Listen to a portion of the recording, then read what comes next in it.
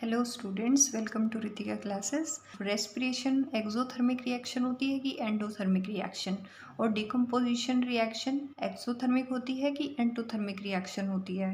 अगर आपको नहीं पता है तो आप इस वीडियो को पूरा देखना। अब देखिए, हम शुरू करते हैं। रेस्पिरेशन एक्सोथर्मिक है, एंडोथर्मिक रिएक्शन है। इसको समझने से पहले हमें ये समझना होगा कि एक्सोथर्मिक और एंडोथर्मिक रिएक्शन होती क्या है। ठीक है, तो हमारे पास क्या है कि एक्सोथर्मिक क्या होती है। एक्सोथर्मिक वो रिएक्शन होती है जिसमें कि बहुत ज़्यादा अमाउंट में हीट रिलीज़ हो। ठीक है, जिस रिएक्शन में हीट रिलीज़ होगी वो हम लोग उसको एक्सोथर्मिक रिएक्शन कहेंगे, और जिस रिएक्शन में हीट एब्सॉर्ब होगी उसको हम लोग एंडोथर्मिक रिएक्शन कहेंगे।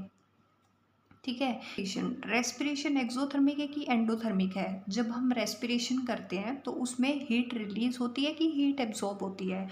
तो क्या होता है कि जो हम लोग मान लो कोई भी खाना खा रहे हैं, मान लो राइस पोटैटो कुछ भी खाया हम लोगों ने, इसमें क्या होता है हमारे पास, ये क्या होते हैं, कार्बोहाइड्रेट्स होते हैं। ठीक है, और जैसे ये हमारी बॉडी में जाते हैं तो ये किस में कन्वर्ट हो जाते हैं, ग्लूकोज में। और फिर क्या होता है, हम सांस लेते हैं।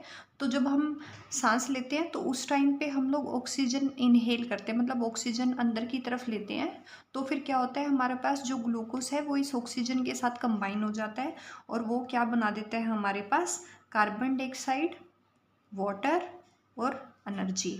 ठीक है, अब देखिए, जो एनर्जी है वो यहाँ पे रिलीज़ हो रही है, हीट या फिर एनर्जी रिलीज़ होगी। ठीक है, तो फिर हम लोग क्या बोलेंगे उसको, एक्सोथर्मिक रिएक्शन। तो जो हमारी रेस्पिरेशन होती है वो एक एक्सोथर्मिक रिएक्शन है।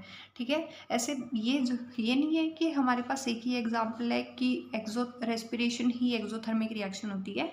ऐसी बहुत सारी रिएक्शन है जो कि एक्सोथर्मिक रिएक्शन होती है। जैसे कि हमारे पास बर्निंग ऑफ नेचुरल गैस। देखिए, नेचुरल गैस क्या होती है, CH4। ठीक है, जब हम इसको जलाते हैं तो जलाएंगे तो फिर किसकी प्रेजेंस में जलेगा, ये ऑक्सीजन की प्रेजेंस में। ठीक है, जब हम हवा में नेचुरल गैस को जलाएंगे तो हवा में ऑक्सीजन होती है जो कि इसके साथ कंबाइन करेगी और वो बनाएगी कार्बन डाइऑक्साइड और वाटर। ये भी क्या है, बर्निंग ऑफ नेचुरल गैस भी हमारे पास क्या है, एक्सोथर्मिक रिएक्शन है।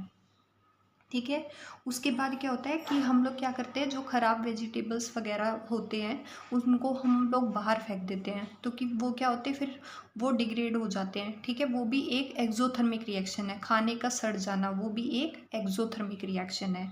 ठीक है, तो एक्सोथर्मिक रिएक्शन होती है जिसमें कि हीट रिलीज होती है, जैसे कि हमारे पास जो हम खाना रेस्पिरेशन करते हैं उसमें भी हमारे पास वो भी एक्सोथर्मिक रिएक्शन है, और हमारे पास नेचुरल गैस को जलाएंगे तो वो भी एक्सोथर्मिक रिएक्शन है। और हम लोग कोई भी वेजिटेबल है, फ्रूट्स हैं, उसको हम लोग अगर वो सड़ गया तो उसमें वो भी एक एक्सोथर्मिक रिएक्शन है। ठीक है, अब क्या होता है कि हमारे पास ये तो हो गया हमारे पास एक्सोथर्मिक रिएक्शन, बट क्वेश्चन ये है कि क्या डिकम्पोजिशन भी एक्सोथर्मिक रिएक्शन होती है या फिर एंडोथर्मिक रिएक्शन होती है। ठीक है, तो अब क्या है कि इसको समझने के लिए कल हम लोगों ने कॉम्बिनेशन रिएक्शन पढ़ लिया था। ठीक है, कॉम्बिनेशन रिएक्शन में हम लोगों ने पढ़ा था कि A और B मिलके AB बनाते हैं। ठीक है, कुछ एक्स्ट्रा चीज़ नहीं बनती यहाँ पे, तो A प्लस B मिलके AB बना रहे हैं, तो हमारे पास क्या है, ये कॉम्बिनेशन रिएक्शन है। सिर्फ एक चीज़ बनेगी यहाँ पर प्रोडक्ट साइड में। ठीक है, ये मैंने बताया था आपको, ये रिएक्टेंट है और ये मैंने आपको बताया था प्रोडक्ट है।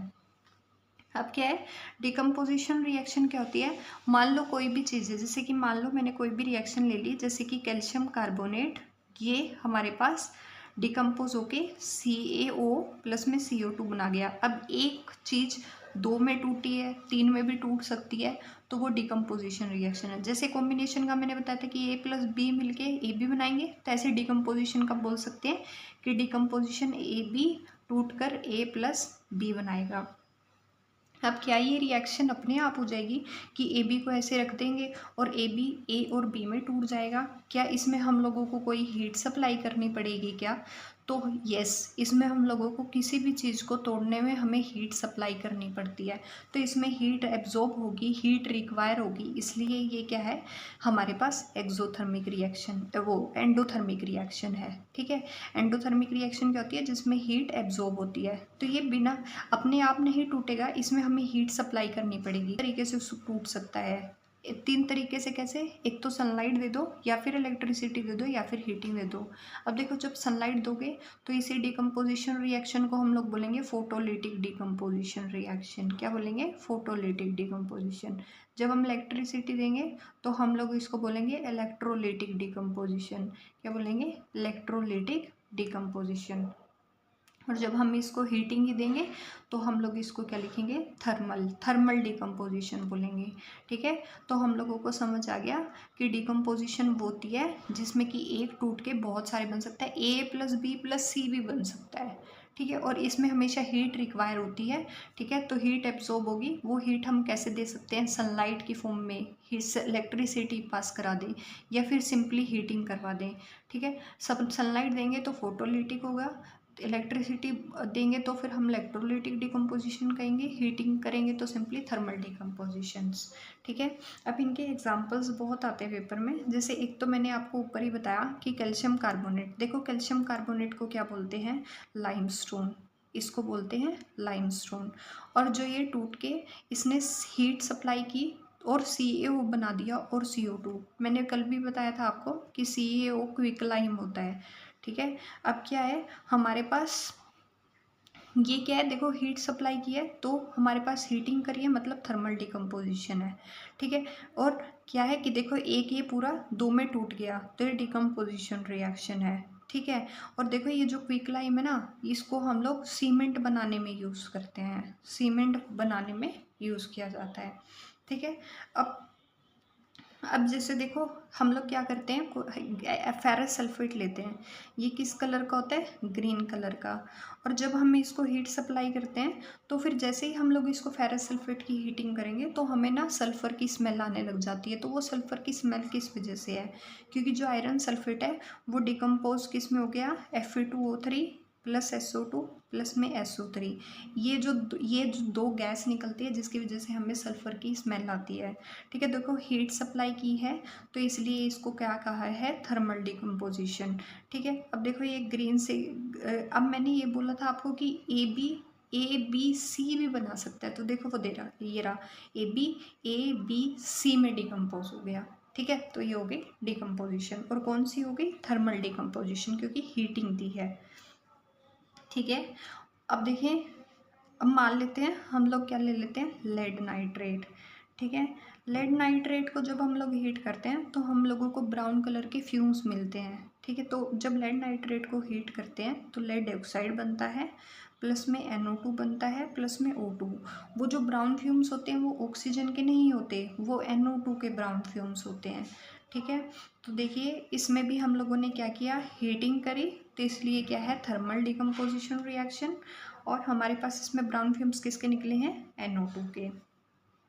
ठीक है, अब हमारे पास अब ये तो हम लोगों ने पढ़ लिया थर्मल के एग्जांपल्स। ठीक है, अब इलेक्ट्रोलिटिक में क्या हो सकता है कि मान लेते हैं हम लोग पानी में इलेक्ट्रिसिटी पास कराएंगे। ठीक है, तो वाटर लेंगे, उसमें हम लोग इलेक्ट्रिसिटी पास कराएंगे। ठीक है, इलेक्ट्रिक करंट पास करेंगे तो क्या होगा? ये पानी टूट जाएगा, किस में? हाइड्रोजन और ऑक्सीजन में। अब यहाँ पे क्या होता है कि जो हाइड्रोजन बनता है वो दो होते हैं और ऑक्सीजन एक होता है, तो यहाँ पे 2:1 में हाइड्रोजन और ऑक्सीजन बनती है। ठीक है, बस है फोटोलिटिक डिकम्पोजिशन। फोटोलिटिक डिकम्पोजिशन में क्या होगा कि हम लोगों ने जैसे थर्मल में हीटिंग की थी। ठीक है, ने थर्मल में हीटिंग की थी, सनलाइट जब पास करेंगे तो वो फोटोलिटिक डिकम्पोजिशन होती है।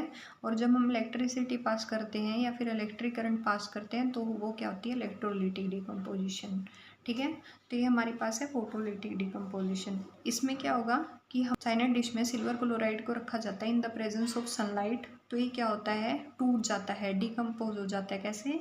AgCl पहले वाइट कलर का होता है, जब हम इसे सनलाइट की प्रेजेंस में रखते हैं तो सिल्वर प्लस में क्लोराइड बनता है, और जो ये सिल्वर होता है ये ग्रे कलर का होता है। ठीक है, तो अब आपने ये सारी बातें याद रखनी है। अगर आपको कोई क्वेश्चन पूछना है तो आप कमेंट सेक्शन में पूछ सकते हैं। और अगर मेरी वीडियो अच्छी लगी तो आप मेरे चैनल को लाइक, शेयर एंड सब्सक्राइब करें।